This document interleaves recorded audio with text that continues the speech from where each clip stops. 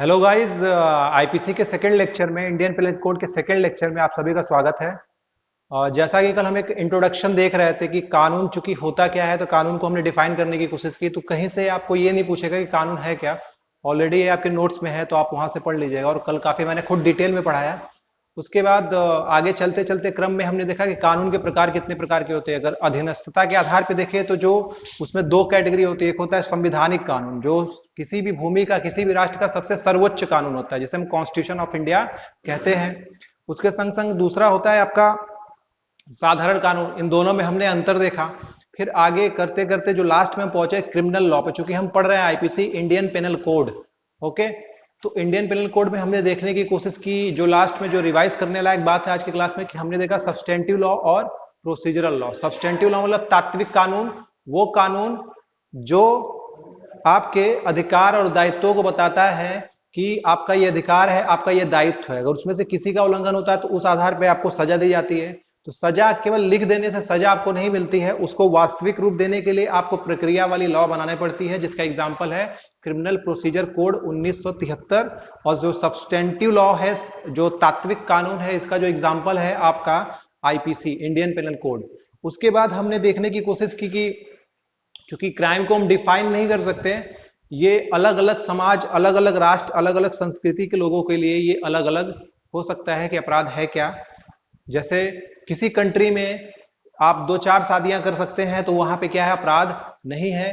लेकिन इंडिया के कानून में आप दो शादी नहीं कर सकते हैं, यहां पे क्या है, आपका अपराध है।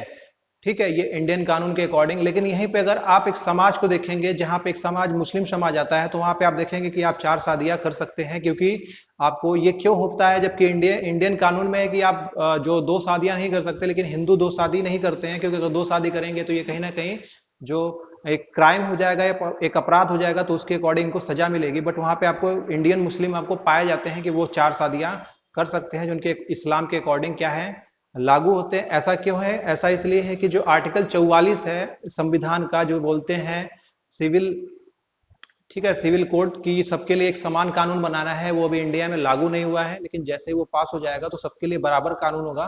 तो उसके बाद आप किसी भी धर्म के जात के हों, अगर आप दो शादियां करते हैं तो आपको क्या होगा, आप उसके लिए पनिशेबल होंगे, आपको सजा मिलेगी। ठीक है, क्योंकि उसके पीछे कॉन्सेप्ट ये है कि हमारा जो संविधान वो क्या है, धर्मनिरपेक्षता वाला सिद्धांत है। ठीक है, एक धर्मनिरपेक्षता वाला हमारा कानून है, जहां पे इंडिया का कोई भी धर्म नहीं है, बट हम सारे धर्म के लोगों को बराबर का अधिकार देते हैं। जब सारे धर्म के लोगों के बराबर का अधिकार है, इट मीन्स कि आपको, चाहे वो हिंदू हो चाहे वो मुस्लिम हो, सबको एक कानून के अकॉर्डिंग चलना पड़ेगा।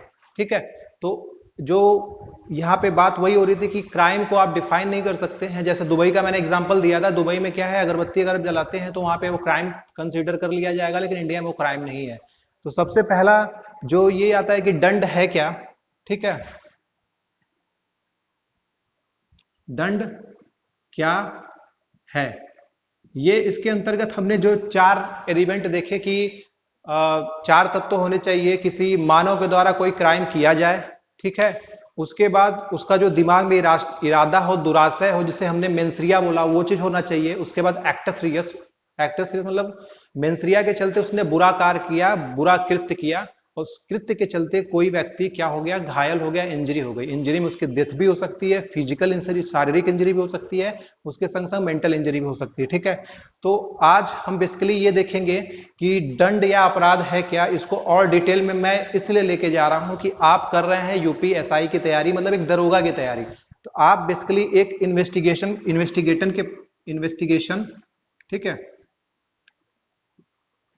इन्वेस्टिगेशन के पार्ट होते हैं, मतलब आप पूछताछ करते हैं, जांच पड़ताल करते हैं। तो आपको ये पता होना चाहिए कि कोई क्राइम हो गया, अगर मर्डर हो गया, तो चूंकि सारी जिम्मेदारी पुलिस पे ही होती है, पुलिस जो दरोगा है पुलिस का ही पार्ट है, तो वो कैसे एक क्रिमिनल तक पहुंचेगा, वो एक अपराधी तक कैसे पहुंचेगा, वो सारी चीजें हम समझेंगे। वो तभी आप पकड़ पाएंगे जब अपराध को ढंग से समझे रहेंगे।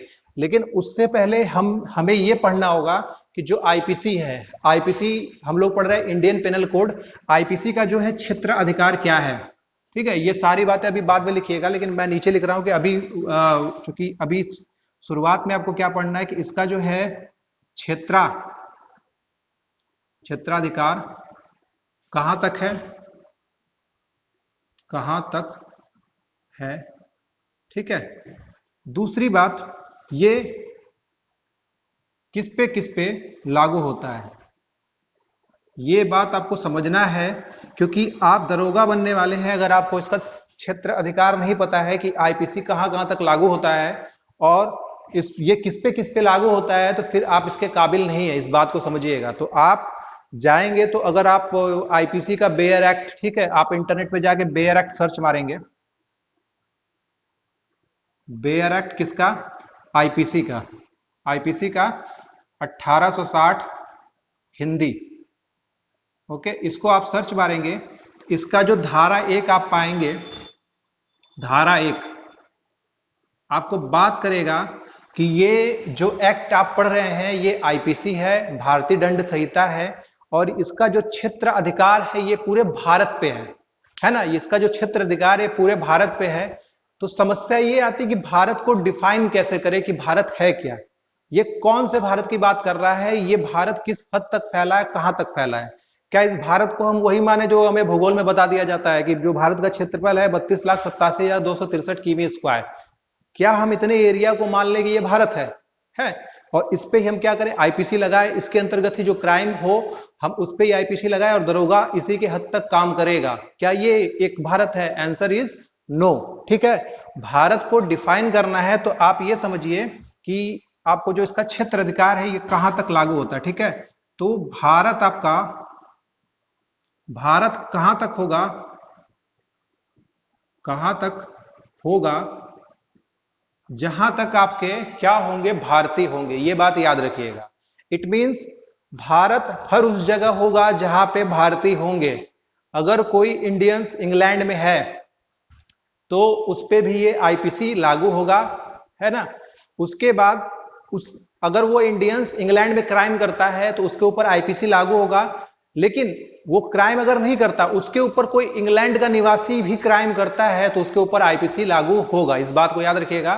तो इट मींस कि भारत वहां तक है जहां तक भारतीय है, ठीक है। तो पूरे विश्व में जहां तक, चूंकि हम एक संप्रभुत्व कंट्री हैं, हमें किसी की परमिशन लेने की जरूरत नहीं है, हमारे देश के नागरिक ने ये क्राइम किया है और आईपीसी वहां तक लागू होता है जहां तक भारत है। और मैंने बता दिया भारत वहां तक है जहां तक भारतीय फैले हुए हैं।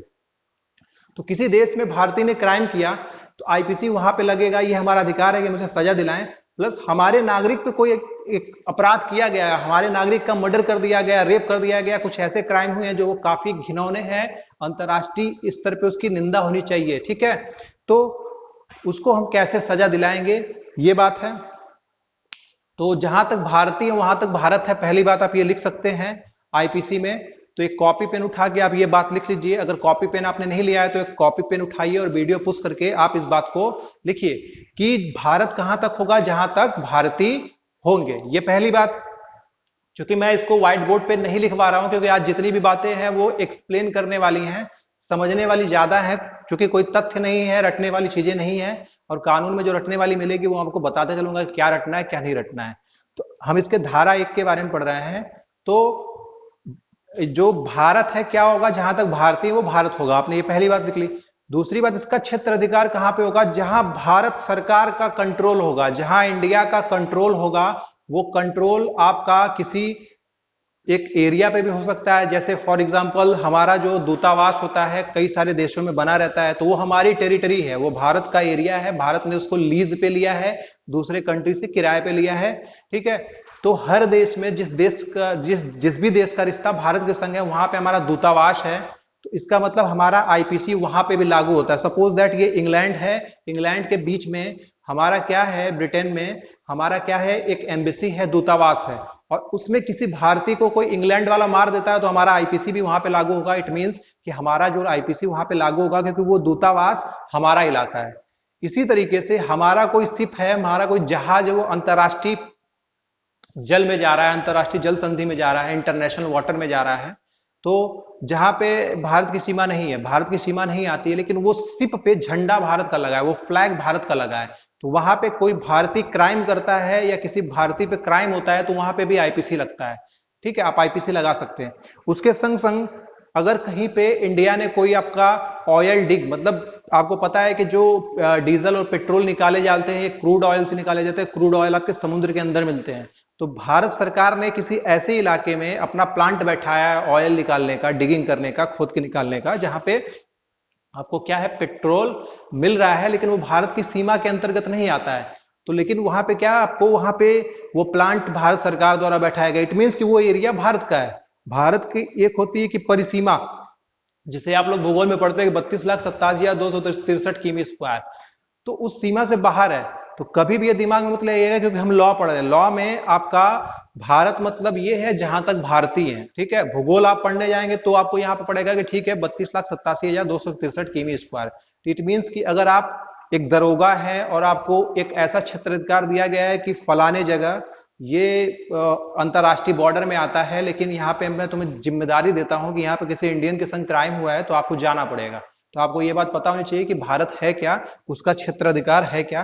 तो क्षेत्राधिकार मतलब वहां तक है जहां तक भारत फैला हुआ है। तो पूरे विश्व का वो इलाका जहां भारत का कंट्रोल है, वहां पे आईपीसी लागू होता है, पहली बात। और दूसरी बात ऑलरेडी मैंने आपको बता दिया कि जहां तक भारतीय फैले हैं वहां पे आपका क्या होगा, आईपीसी लागू होगा। ओके, ये चीज है। अब ये तो बात समझ में आ गई कि जहां तक भारतीय फैले वहां पे आईपीसी लागू होगा, और जहां पे भारत का कंट्रोल है वहां पे आईपीसी लागू होगा। अगली समस्या ये आती है कि सपोज दैट हमारे बॉर्डर में अगर कोई क्रिमिनल, कोई विदेशी आके क्राइम करता है, तो ठीक है उसे पकड़ने में आसानी पड़ती है, हम उसे पकड़ लेते हैं। फॉर एग्जाम्पल कसाब को पकड़ा, हमने टांग दिया फांसी पे, हमने उसको टांग दिया।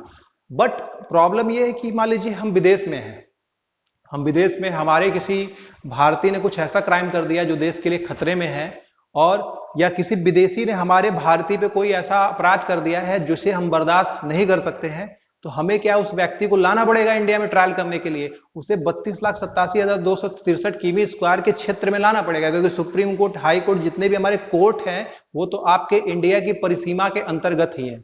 तो उसको लाने के लिए आपको क्या है, डिप्लोमेटिक सहारा लेना पड़ता है, कूटनीतिक जो रिलेशन है, अंतर्राष्ट्रीय रिश्ते हैं उस देश के संग, उसका सहारा लेना पड़ता है। कि सपोज दैट अगर विजय माल्या भाग गए, ठीक है, विजय माल्या ने एक अपराध किया कि सबके पैसे लेकर वो उड़ंत छू हो गया, तो उसको कैसे पकड़ के लाया जाए।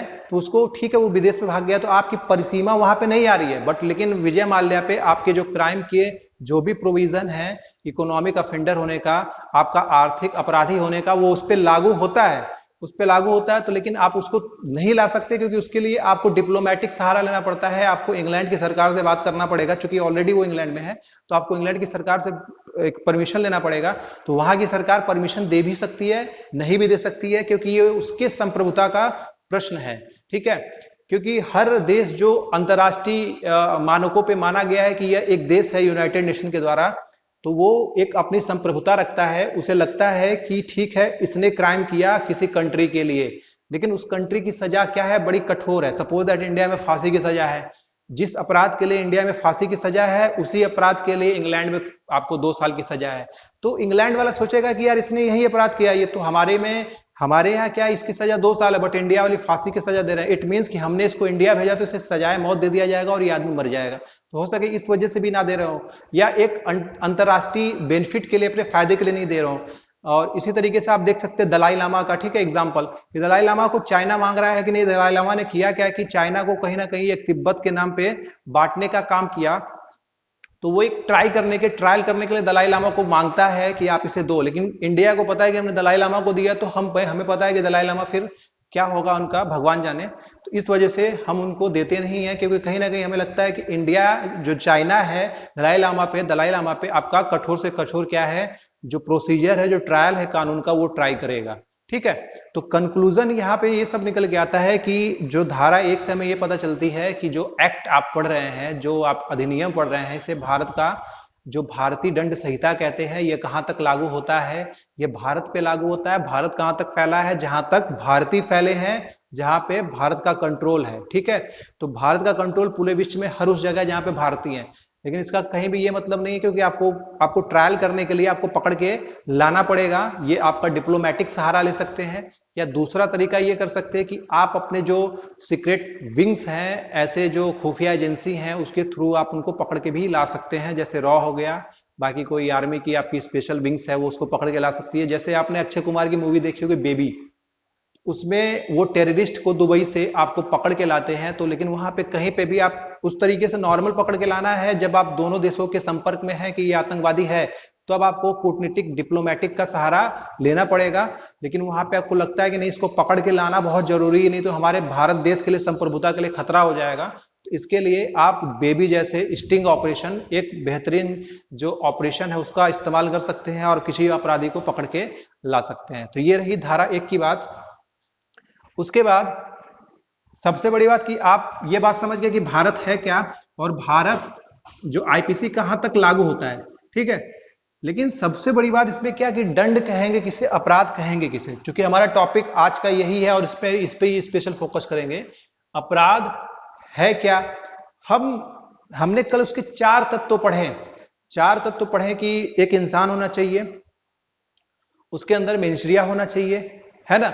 मेंसरिया होने के संग संग वो एक्टस रियस करे, बुरा कृत्य करे जिससे कोई घायल हो। वो घायल कौन होगा? इंसानी होगा, ठीक है। इस तरीके का आपको कृत्य करे, तब जाके कहीं ना कहीं हम कह सकते हैं कि वो अपराध है। लेकिन इसका जो कोर पार्ट है जिसपे हम डील करेंगे आज, वो है आपका कि क्राइम हम किसे कहेंगे। आखिर जो दंड है इसका आधार क्या होगा? इसका आधार क्या होगा? ठीक है, दंड का आधार क्या होगा? तो 4 जो मैंने तत्व कल बताए थे, उस 4 तत्व में जो इसका क्राइम का जो मुख्य आधार होता है वो होता है आपका मेंसरिया। और यही हमारे आज के टॉपिक का मुख्य विषय है। इसको मैं आपको इतने डीप में समझाऊंगा, डिटेल में समझाऊंगा, क्योंकि ये केवल आपके यूपीएसआई में काम नहीं आएगा। जिस तरीके से मैं आपको आज समझाऊंगा, ये आपको जब भी कोई अपराध होगा तो उसमें किस तरीके से जांच पड़ताल करते हैं। फॉर एग्जांपल अभी सुशांत सिंह राजपूत के मर्डर केस की बात चल रही है, तो आखिर उसमें सीबीआई लोग चिल्ला रहे हैं, क्या सीबीआई के इन्वेस्टिगेशन करने का जो तरीका है वो क्या अलग है क्या?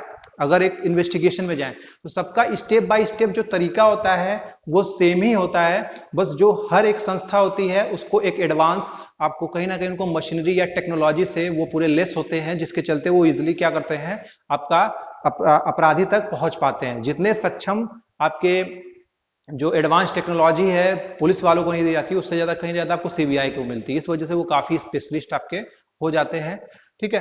तो जो दंड है उसका मुख्य आधार है आपका मेंसरिया पे हमने कल ही चर्चा कर दिया था कि ये इसका मतलब होता है दुराशय।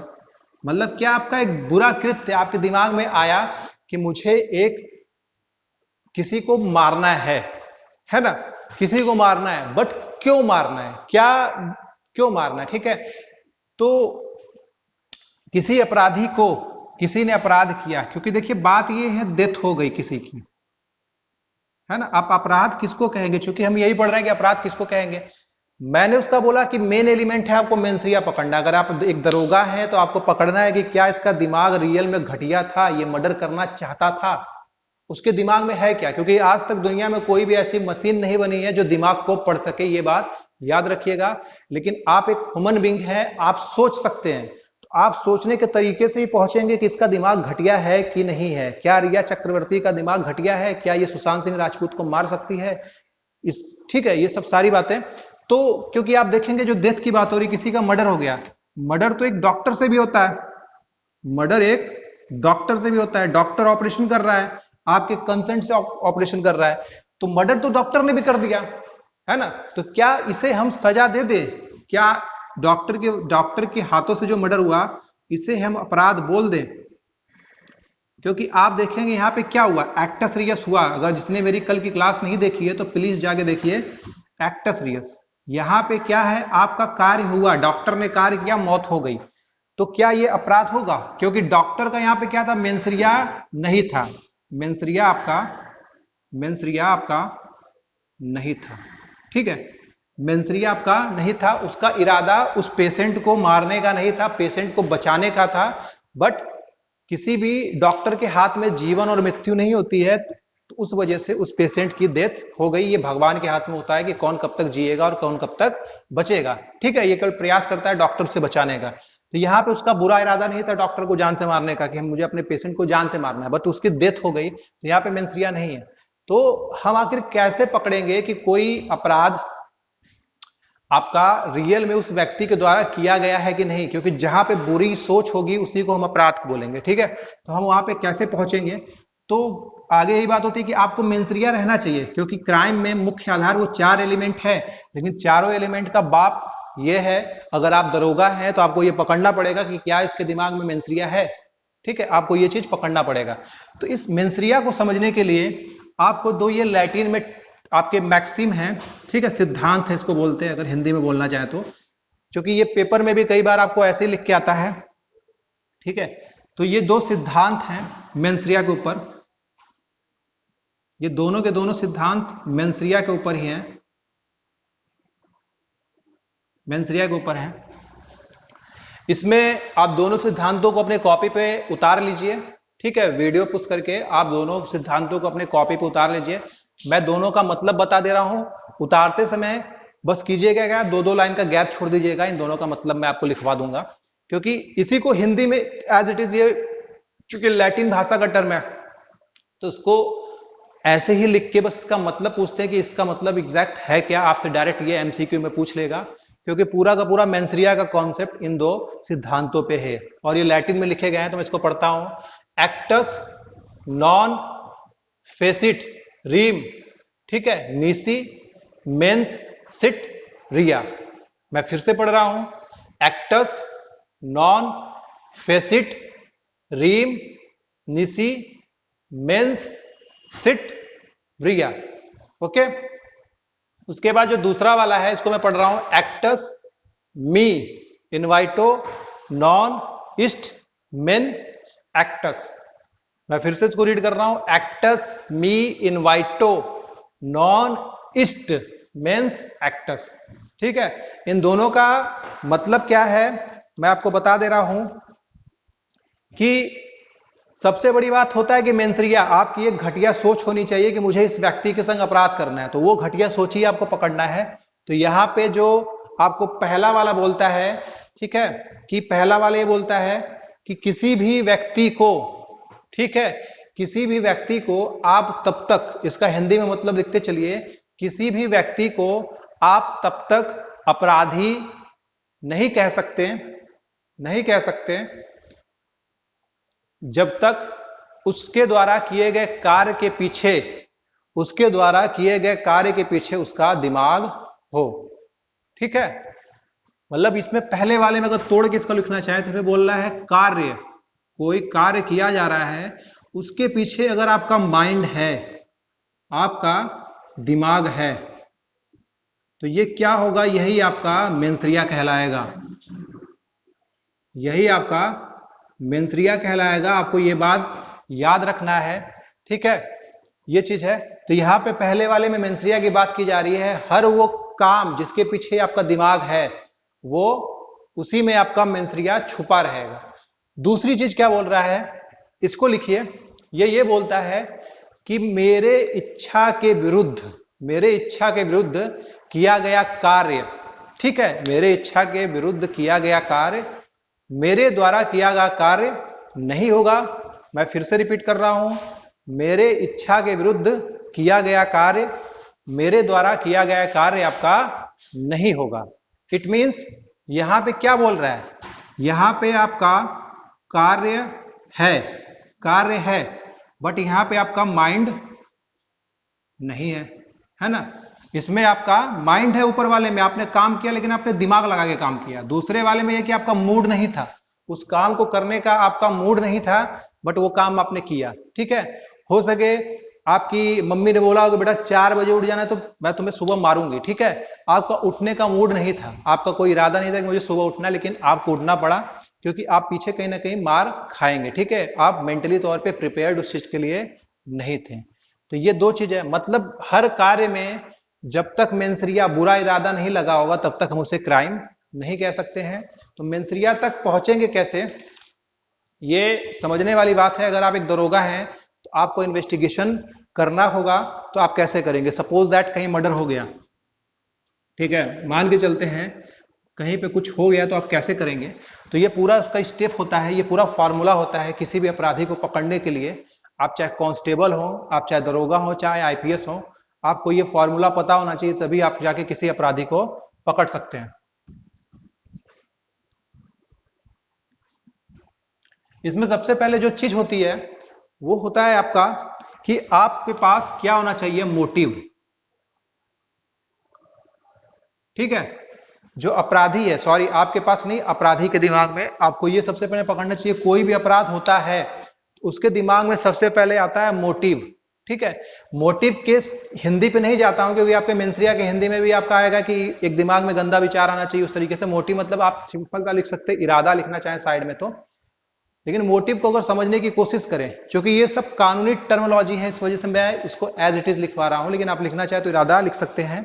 तो यहाँ पे मोटिव मतलब क्या है कि आपके दिमाग में कभी कोई ऐसा पॉइंट क्लिक किया होगा, एक चिंगारी की तरह क्लिक किया होगा कि काश मैं भी इसकी जगह, है ना।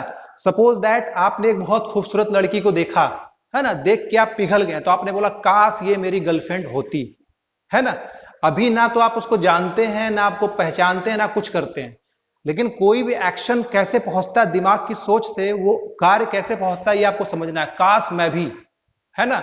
सचिन सचिन तेंदुलकर को आपने सिक्स मारते हुए देखा, धोनी ने सिक्स मारते हुए देखा, बोला काश मैं भी सचिन की तरह सिक्स मारता।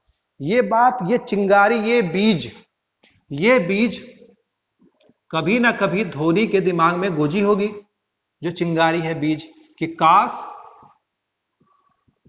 मैं भी, है ना, काश मैं भी इसकी जगह होता, काश ये भी मेरी गर्लफ्रेंड होती, काश मेरे पास भी BMW होता। ये चीज सबसे पहले आता है, क्योंकि जब तक ये नहीं आएगा आप अगला कार्य कुछ करेंगे नहीं। ये आया आपके पास तो ये आपका होता मोटिव, मतलब आपका इरादा कि काश मैं भी होता यहां तो क्या मजा होता। ये आपके दिमाग में वो पॉइंट आया, लेकिन फिर बाद में ग्रेजुअल करके आपने उसको पकड़ लिया कि काश मैं भी की जगह मैं उस जगह खुद को पहुंचाऊंगा। तो मोटिव से आप थोड़ा सा आगे बढ़े, ये पूरा का पूरा फॉर्मूला है किसी भी अपराधी को पकड़ने का। मोटिव से थोड़ा सा आप फॉर्मूला आगे लेके बढ़े। फॉर एग्जांपल इसको ले लें, रिया चक्रवर्ती, चूंकि उनको मैं ले नहीं सकता, बट एक एग्जांपल, वो एक मर्डरर है कि नहीं है ये प्रूव नहीं हुआ है, लेकिन फॉर एग्जांपल अगर आप हाइपोथेटिकल सिचुएशन लेके चलते हैं कि हो सके रिया चक्रवर्ती ने ये सोचा हो कि काश मैं भी सुशांत सिंह राजपूत की गर्लफ्रेंड होती। ओके, तो ये सोचा होगा, तो उसके आगे उसने क्या ट्राई किया होगा, विल, है ना, इसको बोलते इच्छा। क्योंकि जब आपके दिमाग में हल्का सा पॉइंट कोई क्लिक किया, कोई हल्का सा पॉइंट जो क्लिक किया, इस पॉइंट क्लिक करने को ही क्या बोलते हैं, मोटिव। कि कभी आपके दिमाग में हुआ कि काश मैं भी IAS होता, तो वहीं से फिर आपका क्या बनता है आगे, इच्छा, है ना। आप इच्छा मतलब यहां पे क्या होता है, आप सपने देखना स्टार्ट कर देते हैं। सेकेंड चीज, ये आपका दिमाग कर रहा है, ठीक है, दिमाग का प्रोसेस कैसे कर रहा है, ऐसे ही आप पकड़ेंगे, ऐसे ही CBI इन्वेस्टिगेशन करती है। तो आपके दिमाग में सपने आना स्टार्ट हो गए, 2 दिन 4 दिन, ठीक है। तो यहाँ पे फिर आपका कोटेशन आ जाता है कि उनके APJ अब्दुल कलाम का, सपने वो नहीं होते जो आप रात में देखते हैं, ठीक है, सपने वो होते हैं जो आप दिन में रात दिन जग के उसको पूरा करने में लगे रहते हैं। तो आप सपने तो देख रहे हैं, सपने देखते देखते उग गए, अब बोले कि नहीं यार बस बहुत हो गई, इच्छा मुझे दिखाना है, क्या, इच्छा शक्ति। तो जो आप आगे दिखाते हैं इच्छा शक्ति,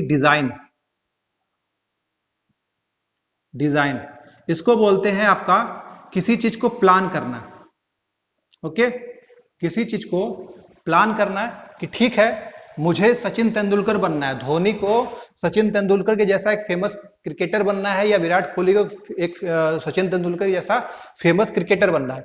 उसकी इच्छा हुई तो उसके बाद वो डिजाइन करेगा, मतलब प्लान करेगा कि अच्छा ठीक है मुझे क्रिकेटर बनना है, तो एक अच्छे क्रिकेटर के लिए क्या क्या चाहिए। तो वो कई जो दुनिया के बेहतरीन क्रिकेटर उनके क्या है वीडियो देखेगा कि उन्होंने शुरुआत में कैसे काम किए, वो कौन से बैट से खेलते थे, ठीक है, वो कैसे बल्ला घुमाते थे, वो कैसे एक्सरसाइज करते थे, उनकी डाइट प्लान क्या थी, है ना, वो खाना कैसे खाते थे, वो कैसे रहते थे, कितने बजे उठ जाते थे। ये सब सारी बातें आप उस पर क्या करेंगे, रिसर्च करना स्टार्ट कर देंगे। ठीक है, ऐसे ही क्या होता है, एक अपराधी सोचता है, एक अपराधी ये सोचता है कि मुझे फलाने की गर्लफ्रेंड बनना है, उसके वो सपने देखना स्टार्ट करती है कि हाँ यार ये चीज कैसे स्टार्ट करूं, फिर आगे उस चीज को डिजाइन करती है, प्लान करती है कि मुझे अगर सुशांत सिंह राजपूत की गर्लफ्रेंड बनना है तो मुझे इसके लिए ये करना पड़ेगा, सुशांत सिंह राजपूत को ये पसंद है, ये नहीं पसंद है, ठीक है, तो इसके लिए आप डिजाइन करेंगे। तो इस डिजाइन को ही जब आप इस डिजाइन पे ही आपका क्या होता है, मेंसरिया। ठीक है, ये डिजाइन ही आपके क्या होता है, मेंसरिया, इस बात को याद रखिएगा। तो इसके आगे मैं यहां पे लिख रहा हूं एरो, देखिए इसके आगे डिजाइन आपने कर लिया, प्लान कर लिए कि सचिन तेंदुलकर ऐसे खेलता है, सिक्स मारता है, तो ऐसे बैट इस्तेमाल करता है, ये डाइट प्लान है, ये चीज है, पसंद नापसंद सबने आपने भाप लिया। तो आप उसी के अकॉर्डिंग अब क्या करेंगे, प्रिपरेशन, कि अब मुझे सचिन तेंदुलकर जैसा बनना है, बेस्ट क्रिकेटर बनना है, तो मैं जाके पहले एमआरएफ का बैट लेकर आऊंगा और मैं फलाने फील्ड की तलाश करूंगा जहां पे एक अच्छा ग्राउंड हो और मैं खेल सकूं। ठीक है, तो आप वहां पे अगला स्टेप क्या करते हैं, प्रिपरेशन, तैयारी,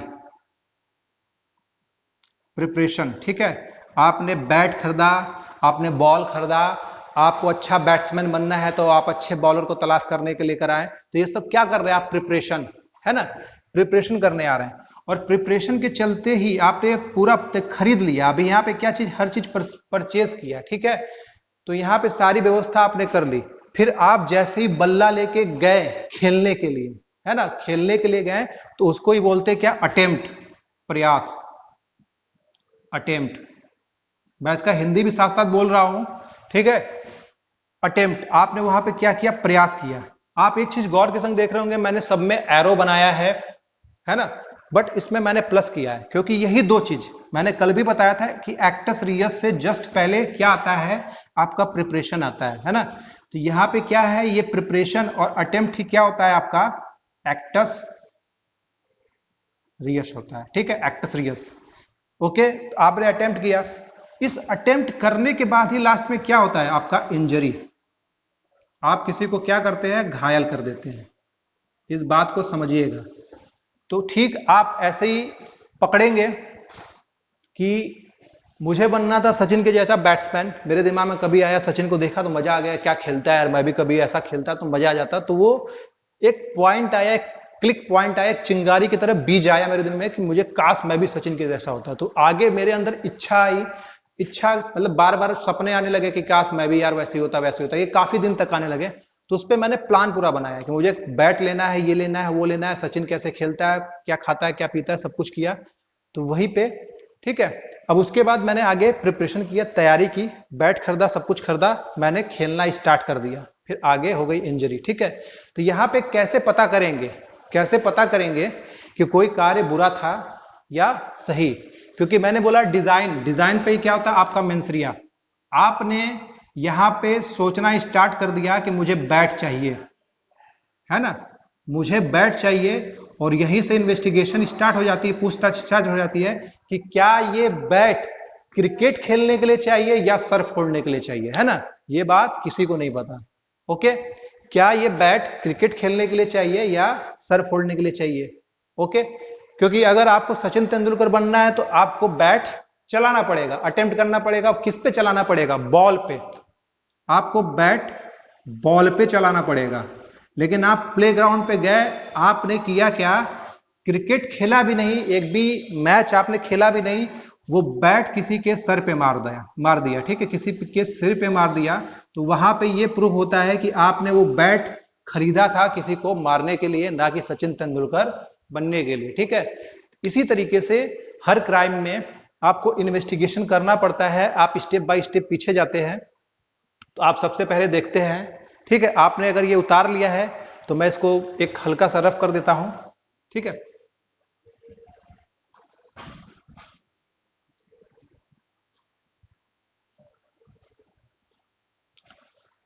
तो ये सारी बातें रही कि आप सबसे पहले आपके दिमाग में आता है कि काश मैं भी ये रहता, फिर आपके अंदर इच्छा शक्ति आती है, आप डिजाइन करते हो, मतलब मेंसरिया आपके दिमाग में आता है। अगर यहाँ पे आपका एक गुड, ठीक है, गुड थॉट आता है तो उसे बोलते हैं गुड, ठीक है, गुड थॉट, ठीक है, लेकिन वहीं पे आपका इविल इंटेंशन, इविल, अच्छा इरादा इसको बोले तो, अच्छा इरादा अगर आता है, गुड इंटेंशन आता है तो उसको बोलते हैं गुड इरादा। ठीक है, अच्छा इरादा, इविल इंटेंशन मतलब बुरा इरादा, बुरा इरादा। ठीक है, तो डिजाइन में वो पार्ट जो बुरे इरादे को बताता है, क्योंकि जब भी आप एज अ, चाहे सीबीआई अभी सुशांत सिंह राजपूत के मैटर में जो इन्वेस्टिगेशन कर रही है, या आप एज अ दरोगा बनने के बाद इन्वेस्टिगेशन करेंगे, आपको ये डिजाइन वाले प्लान वाले पार्ट पे, क्योंकि यहाँ पे प्रिपरेशन आपने कर लिया है ना, क्योंकि अभी देखेंगे कई क्राइम में क्या प्रिपरेशन कर लिया लेकिन वो अपराध नहीं है, कई क्राइम में देखेंगे कि आपने अपराध कर भी दिया तब भी वो अपराध नहीं है, तो देखेंगे सब में। ठीक है, तो इसमें हुआ क्या कि यहीं पे आपको पकड़ना रहता है कि आपने प्रिपरेशन भी किया, आपने अटेम्प्ट भी किया, इंजरी भी की, लेकिन वो तब तक क्राइम नहीं होगा जब तक वो इविल इंटेंशन, एक बुरा इरादा नहीं होगा। इस बात को समझिएगा, इसको एग्जांपल से समझते हैं। आप देखिए इसमें से अगर मैं ये जो डिजाइन वाला पार्ट है, मैं इसमें से डिजाइन वाले पार्ट में गुड अच्छे इरादे को लेता हूं, एक अच्छे विचार को लेता हूं, तो मैं उसी डॉक्टर का एग्जांपल लेता हूं, डॉक्टर का एग्जांपल लेता हूं। तो क्या डॉक्टर ने ऑपरेशन के लिए प्रिपरेशन नहीं की? डॉक्टर ने जो आपके टूल्स हैं, हथियार हैं ऑपरेशन करने वाले, उसको खरीदा, है ना, फिर ऑपरेशन करने का प्रयास किया, सामने वाले को चीर फाड़ भी हुआ, जो पेशेंट है उसको चीर फाड़ भी हुआ, मर भी गया, मर गया, उसकी डेथ हो गई, तो क्या डॉक्टर अपराधी है? आंसर इज नो, क्योंकि डॉक्टर का जो यहां पे इरादा था अच्छा इरादा था, डॉक्टर का इरादा वहां पे क्या था, आपको जान बचाना था। ठीक है, जान बचाना था। ओके, लेकिन वहीं पे किसी लड़के का, बॉय का एक सब कुछ आता है कि काश ये लड़की मेरी गर्लफ्रेंड होती, उसकी इच्छा जागृत होती है। ठीक है, वो प्लान करता है कि मैं उसे कैसे पटाऊंगा। ठीक है, तो अभी तक तो यहां क्राइम नहीं है, लेकिन वहां पे कैसे पटाऊंगा, लेकिन उसको पता चलता है कि यार लड़की को वो बात पहले से पता चल गई कि ये मुझे पटाने के बारे में सोच रहा है, तो वो उसको दो झापड़ मार देती है। अब जैसे दो झापड़ मारती है तो उसके जो यहाँ पे मेंसरिया डिजाइन करने का प्लान था उसको पटाना, वो चेंज हो जाता है, कन्वर्ट हो जाता है किसमें, आपका रेप में। मतलब अच्छा इंटेंशन था कि मुझे गर्लफ्रेंड बनाना है, फिर बुरे इंटेंशन में कन्वर्ट हो जाता है कि अब मुझे इसका रेप करना है, तो फिर उसके अकॉर्डिंग वो प्रिपरेशन करता है और अटेम्प्ट करता है, उस लड़की को फिर क्या करता है, इंजरी पहुंचाता है। तो यहाँ पे क्या है, उस बॉय को क्या बोलेंगे कि आपको उसने सजा मिलेगी। ठीक है, ये बात। फिर कुछ कंडीशन में, आपका क्या है, मेंसरिया चेक नहीं किया जाता है, ये आप एक नोट करके लिख सकते हैं। वहां पे आपको जो डायरेक्ट होता है प्रिपरेशन, आपका अपराध होता है। ठीक है, नोट करके लिखिएगा ये बात कि कुछ ऐसी जगह, ठीक है, प्रिपरेशन क्या होता है, अपराध होता है, जहां पे आपके मेंसरिया हो या ना हो कोई फर्क नहीं पड़ता है।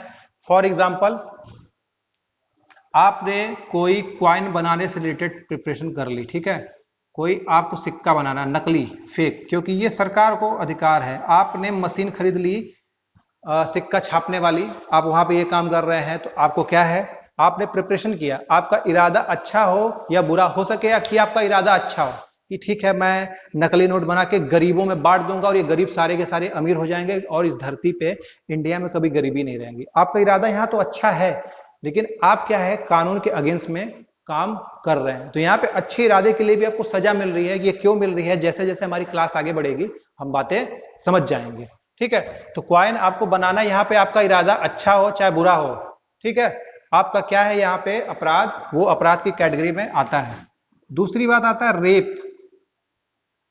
रेप की तैयारी करना ही क्या है, अपने आप में अपराध है। ठीक है, ये अलग बात है कि आपका इंटेंशन रेप करने का नहीं था। ठीक है, क्योंकि एक लड़का यही डिसाइड नहीं कर पाता है कि मैं सेक्स करने जा रहा हूं या रेप करने जा रहा हूं, क्योंकि ये फीलिंग एक गर्ल्स की है, एक लड़की की है, ये उसके महसूस करने का तरीका है कि मेरे संग रेप हो रहा है या सेक्स हो रहा है। बट एक बॉय उस चीज को जज नहीं कर पाता है, लेकिन उसकी प्रिपरेशन करना ही आपको क्या होता है, आपको अपराध कैटेगरी में रखा गया है।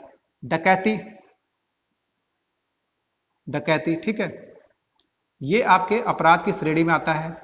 आप सरकार के अगेंस्ट में काम करते हैं, ठीक है, लिखते चलिएगा, सरकार के विरुद्ध कार्य करते हैं, तो ये भी अपराध की श्रेणी में आता है।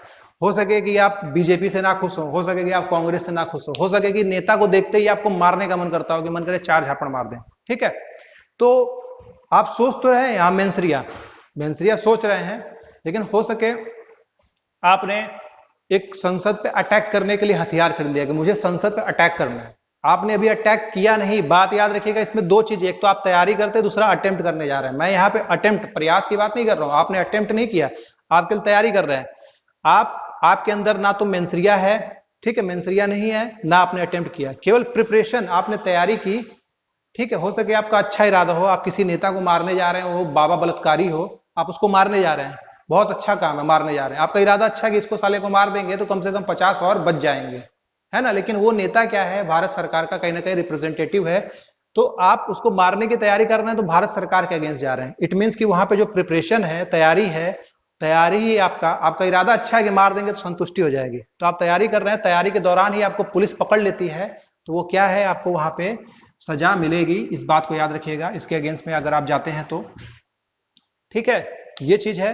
इसके संग संग और बातें, अगर आप टेररिस्ट से रिलेटेड कोई तैयारी करते हैं, ठीक है, टेररिस्ट बनने की तैयारी करते हैं, कि आप सिस्टम से बड़े ऊब गए हैं और आप जिहाद के रास्ते पे चलना चाहते हैं, ठीक है, और जिहाद के रास्ते पे चलते चलते आपने हथियार खरीद लिए हैं कि अब मुझे फलाने जगह धमाका करना है, तो आपने बम खरीद लिया, सब कुछ खरीद लिया, धमाका करने अभी जाने वाले थे, आपको पुलिस ने पकड़ लिया, तो यहाँ पे आपने प्रिपरेशन किया, ठीक है, हो सके आपके संग अन्याय हुआ हो, उसके चलते आप कहीं किसी को मारने जा रहे हैं, आप टेररिस्ट बन गए, वो एक अलग मुद्दा है, बट आप किसी को जा रहे हैं, प्रिपरेशन आपने कर लिया, तो वहां पे केवल तैयारी ही आपका क्या होता है, अपराध होता है। तो उसके एग्जाम्पल मैंने दे दिए हैं, क्वाइन, अगर आप कहीं पे नोट बनाने से या सिक्के बनाने से कोई कार्य करते हैं तो अपराध है, टेररिस्ट बनने से कोई काम करते हैं तो अपराध है, रेप करने से, डकैती, सरकार के विरुद्ध कुछ काम करते हैं तो ये चीज, सारी चीजें हम पढ़ेंगे इसके संग संग। तो कुछ कंडीशन में आपका क्या है, अपराध, प्रिपरेशन ही अपराध है, ये बात आपको क्लियर हो गई। जहां पे आपका मेंसरिया हो, मतलब बुरी सोच हो या ना हो, कोई फर्क नहीं पड़ता है।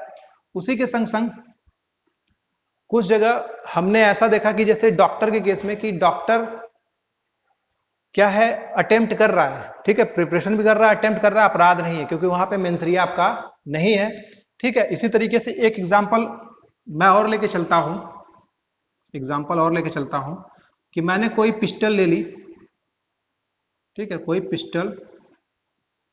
पिस्टल ले ली, है ना, या कोई रिवॉल्वर ले ली, कोई भी बंदूक ले लिया, हथियार ले लिया, इस बात को समझिए।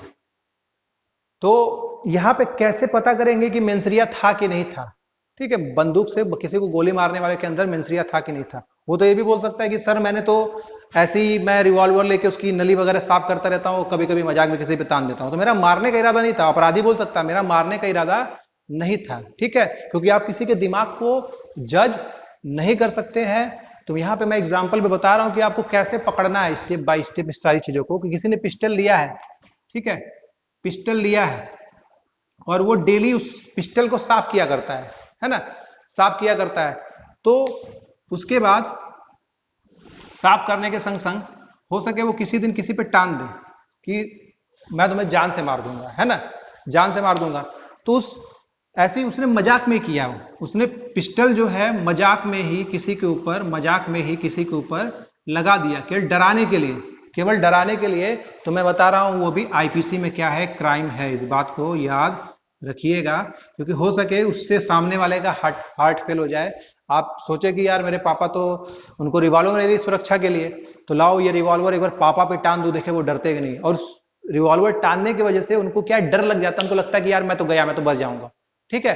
तो वो उनकी क्या हुआ, उनको कहीं ना कहीं मेंटल लॉस हुआ। आपने, आपका इरादा नहीं था, देखिए यहाँ पे क्या है कि आपका इरादा नहीं है, आपका यहाँ पे इरादा नहीं है, लेकिन वहां पे आपने अटेम्प्ट किया, अटेम्प्ट किया, प्रयास किया, है ना, कि मैं एक बार पापा को डरा के देखूं कि ये डरते हैं कि नहीं। तो यहाँ पे आपका मेंसरिया नहीं है, तो यहाँ पे आप कैसे प्रूव करेंगे, क्योंकि अटेम्प्ट कुछ जगह आपका अटेम्प्ट क्या है, अटेम्प्ट आपका कुछ जगह क्राइम के कैटेगरी में आता है। जैसे पहले एक धारा थी, धारा 309, जो राइट टू सुसाइड के बारे में बताया करती थी। राइट टू सुसाइड में सपोज दैट मैं कुएं में जा रहा हूं कूदने के लिए, है ना, मैं कुएं में कूदने जा रहा हूं, कुएं में कूदने से पहले ही मैं रुक जाता हूं, देखता हूं कि नहीं यार बहुत गहरा है, डूबूंगा, मतलब कूद जाऊंगा तो डूब के मर जाऊंगा, ठीक है।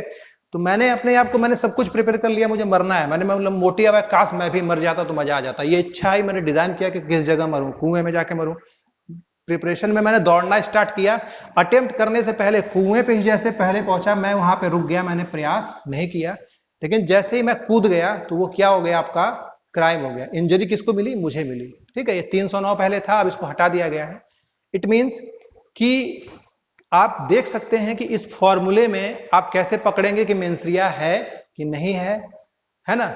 उसके संग संग मैंने कुछ और भी बातें बताई कि कुछ जगह attempt to suicide, attempt to murder, ठीक है, जहां पे आपका इरादा अच्छा हो या बुरा हो कोई मैटर नहीं करता है। अटेम्प्ट टू सुसाइड, जहां पे अटेम्प्ट केवल प्रयास करना ही आपका क्या है, अपराध की श्रेणी में आता है। चाहे अटेम्प्ट टू सुसाइड हो, चाहे अटेम्प्ट टू मर्डर हो। कुछ ऐसे भी कंडीशन है जहां पे केवल प्रिपरेशन करना ही, क्वाइन, डकैती, ठीक है, टेररिस्ट बनना, रेप करना, किसी सरकार के अगेंस्ट में काम करना, इन सब के बारे में तैयारी करना ही आपका क्या है, आपका अपराध की कैटेगरी में आता है। इसी तरीके से आपने पिस्टल तान लिया, आपने अटेम्प्ट कर दिया, मतलब अटेम्प्ट कर दिया, आपका इरादा नहीं था किसी को मारना, ऐसे मजाक में टान दिया और वो पिस्टल तानने की वजह से मर गया, है ना, तो वहां पे क्या है, आपने अपराध किया, ठीक है, अपराध किया, ठीक है, अपराध किया, अटेम्प्ट टू मर्डर कर दिया, आपका वहां पे मेंसरिया मतलब नहीं था। तो कहीं पे ये है तो ये गायब है, आपको दिख रहा होगा, कहीं पे ये है तो ये गायब है ना। लेकिन उसके बाद भी कहीं कहीं पे अपवादित हैं। अधिकतर 99% केसेस में, मैं फिर से कह रहा हूं कि 99% केसेस में आईपीसी के मेंसरिया देखा जाता है। मेंसरिया आपका ऑलरेडी इसमें है, इस एक्ट में, ठीक है। मेंसरिया को कहीं डिफाइन नहीं किया गया है। मेंसरिया का प्रिंसिपल आपका आईपीसी में लागू भी नहीं होता है, क्योंकि इसकी जितनी भी धाराएं लिखी गई हैं वो मेंसरिया को ध्यान में रख के लिखी गई हैं।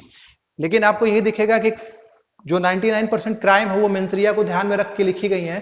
लेकिन कुछ ऐसे, जैसे फिजिक्स है, फिजिक्स 100% में 95% सही होता है, तो कहीं ना कहीं 5% गलत होता है। ये फिजिक्स का एक अपवाद है।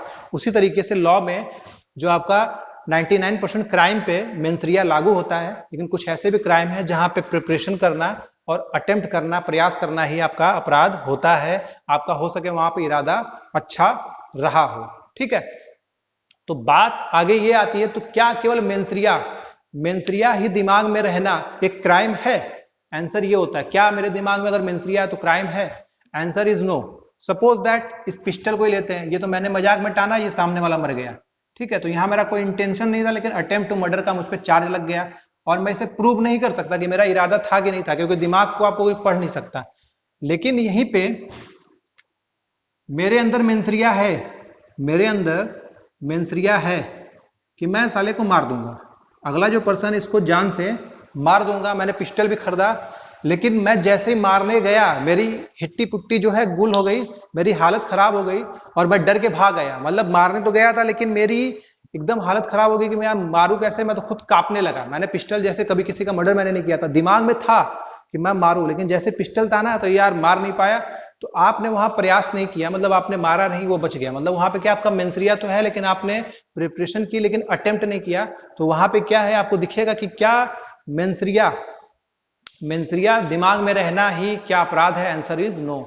मैं किसी के रेप करने का सोच रहा हूं और हर साल सोच रहा हूं, लेकिन मैं रेप करने के बारे में ना तो प्रिपरेशन कर रहा हूं ना अटेम्प्ट कर रहा हूं, तो क्या वो अपराध है? Answer is no. क्योंकि कोई भी इंसान किसी के बारे में बुरा सोच सकता है, ये बहुत बड़ी बात नहीं है, ठीक है।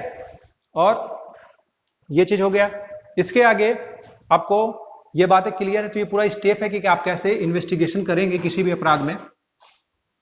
और ये आपसे पूछता है, यहां से प्रश्न निकलते हैं, ये मत समझिएगा कि यहां से प्रश्न निकलते हैं। इसके बाद दो बातें होती हैं इसमें आगे, कि जो आपको कि एक आगे कॉन्सेप्ट आता है मिस्टेक ऑफ लॉ, ठीक है, कानून की क्षति या भूल, ठीक है। इसको मिस्टेक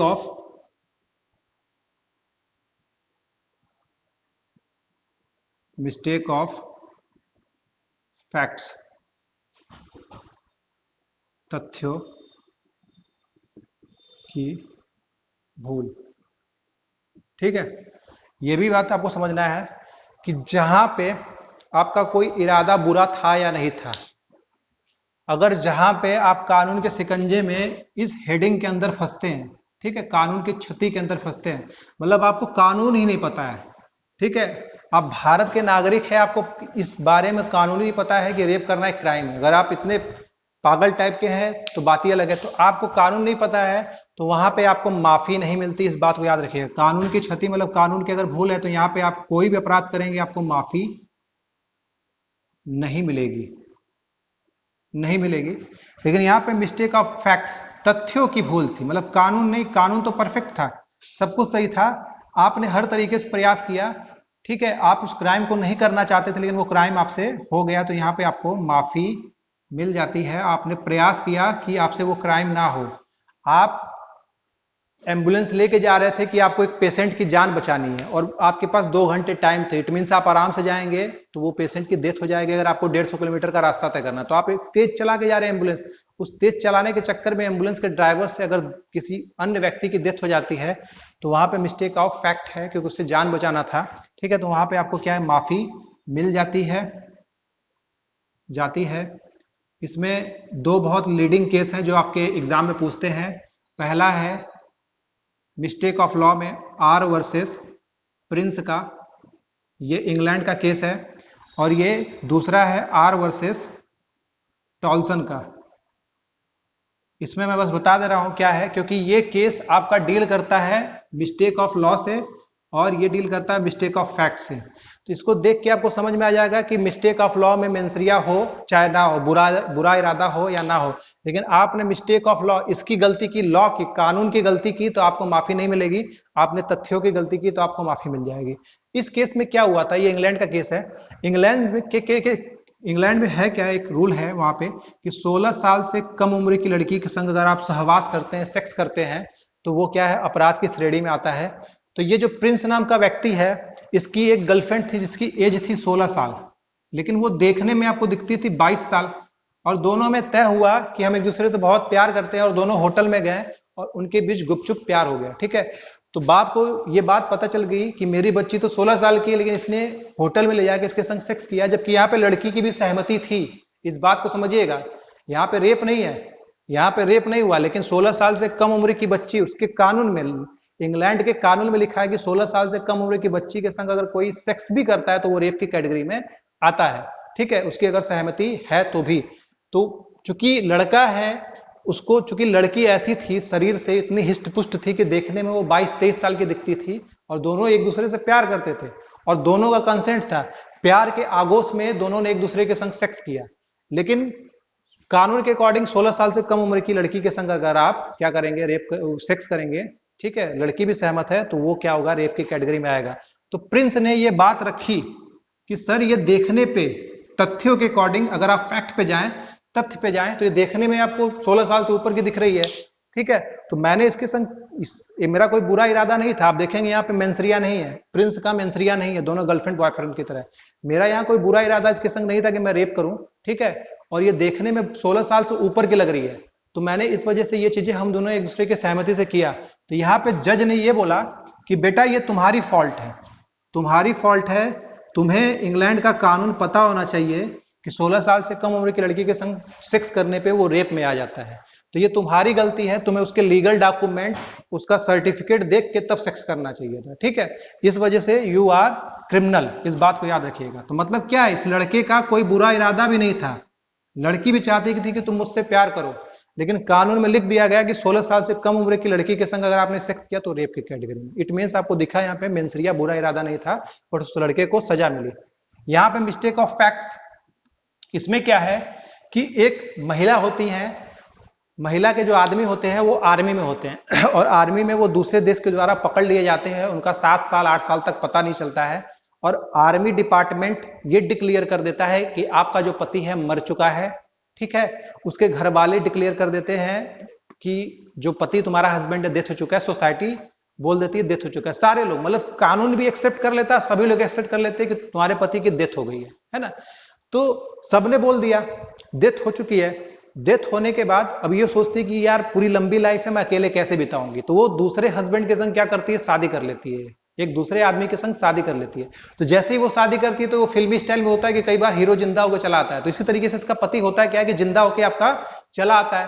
तो चला आने के बाद होता है क्या, जो टॉल्सन होता है अपनी वाइफ पे केस फाइल कर देता है कि सर इसने, इसमें लिखा है इंग्लैंड में ये है कि आप 2 शादियां नहीं कर सकते, इस बात को याद रखिएगा, वहां पे 2 शादियां नहीं कर सकते, 2 शादी आप तभी कर सकते हैं जब आपके पति की मौत हो गई हो या फिर आपने उससे तलाक ले लिया हो, तभी आप, तो इस कंडीशन में तभी आप शादी कर सकते हैं।